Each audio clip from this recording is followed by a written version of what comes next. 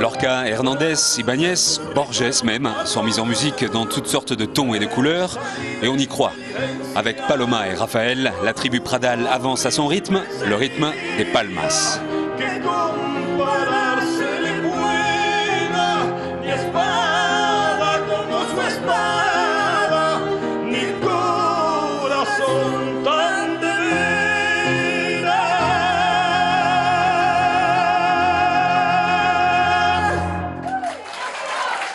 Oui, c'est une affaire de famille. C'est comme ça, on a réussi à capturer un moment dans notre itinéraire. La fille, le fils et le père. Et le grand-père, puisque j'ai choisi un fragment d'un tableau du peintre Carlos Pradal pour illustrer ce récital. Mon père étant décédé il y a plus de 20 ans, j'ai cherché dans ma mémoire un tableau qui pouvait illustrer comme ça cette Andalousie qu'on porte en nous. Et je me suis souvenu de ces murs blancs comme ça à la chaux qu'il avait su si bien peindre, et de cette petite fille qui court, qui est quand même un mouvement et qui court vers un avenir, on ne sait lequel. Herencia, c'est l'héritage, mais au sens de ce qui est légué, pas forcément. En France, le mot héritage, on imagine tout de suite qu'on hérite de son grand-père.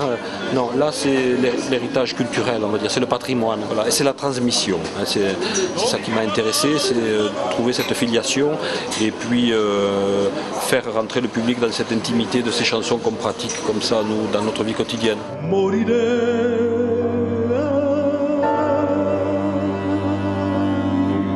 Du flamenco ou moins que du flamenco, ou autre chose que du flamenco? C'est sûrement moins que du flamenco, parce que moi j'ai pour le flamenco une admiration énorme, j'en viens.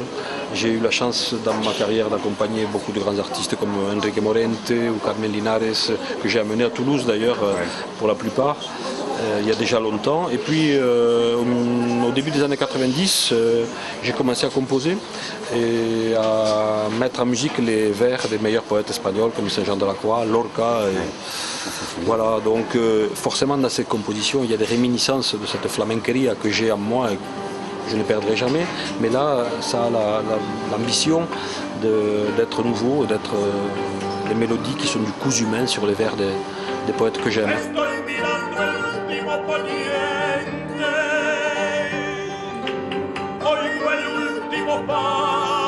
Après, il y a toujours les détracteurs de la mise en musique des poèmes, hein, comme disait Victor Hugo, je crois. Mais bon, moi je me suis rendu compte que j'ai appris beaucoup de vers, beaucoup de poésie grâce à la musique. C'est-à-dire que la mélodie, une bonne mélodie, va vous permettre, comme un moyen un peu mnémotechnique, d'enregistrer des centaines et parfois des milliers de vers. De toute façon, en Espagne, il y a et ici en Occitanie aussi, il y a quand même une tradition d'oralité qui est très forte. Donc la poésie, elle est faite pour être dite, et si elle est dite, c'est pas loin d'être chantée. Et, par exemple, Saint-Jean de la Croix, qui est le premier auteur que j'ai mis en musique, ces poèmes, il ne les appelait pas poèmes, mais il les appelait canciones, ce qui me laisse supposer que, bien sûr, ils ont été écrits pour être chantés.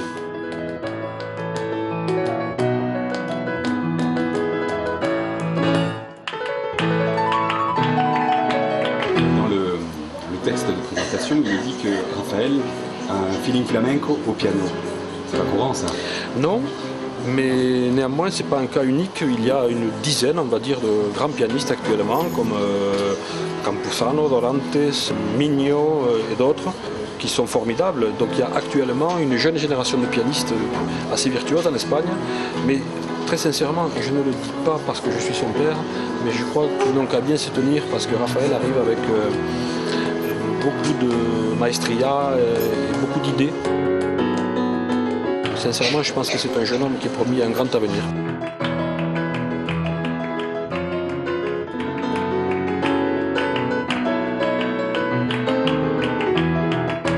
Une musique qu'on entend qui est très libérée, il pourrait y avoir des inhibitions entre gens d'une même famille, surtout entre parents et enfants. Ce n'est pas le cas. Non, il n'y a pas d'inhibition, peut-être pas assez. Non, c'est pas toujours facile parce que il y a des tempéraments très forts, mais pour le moment, la musique nous unit. C'est tout ce qu'il y a autour qui peut être parfois compliqué, les humeurs, tout ce qui peut nous différencier, mais la musique, elle nous soude, elle nous fédère et elle nous réconcilie si jamais par hasard on se fourvoyait dans quelques querelles. Enfin, moi, je suis personnellement très heureux de cette coïncidence comme ça. Vous voyez, par exemple, j'ai parlé de mon père tout à l'heure, l'histoire n'a pas voulu qu'il soit témoin de mon œuvre, de la reconnaissance humble mais significative quand même qui est là, et il n'a pas connu non plus mes enfants. Là, je salue la vie et je remercie la vie de nous réunir comme ça. Et au final, c'est ce qui touche les gens, le public est touché, plus peut-être par notre filiation, cette transmission, que par la musique pure.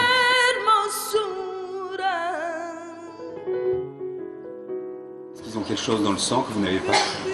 Ils sont gitans par leur mère et ça, je pense que ça leur donne une force, un cran que je n'ai pas eu moi à leur âge en tout cas, et une culture archaïque comme ça qui est par-delà même de l'apprentissage, quelque chose qui se transmet, je pense, dans les gènes, en rapport à la musique qui est voluptueux, nécessaire, désinhibé.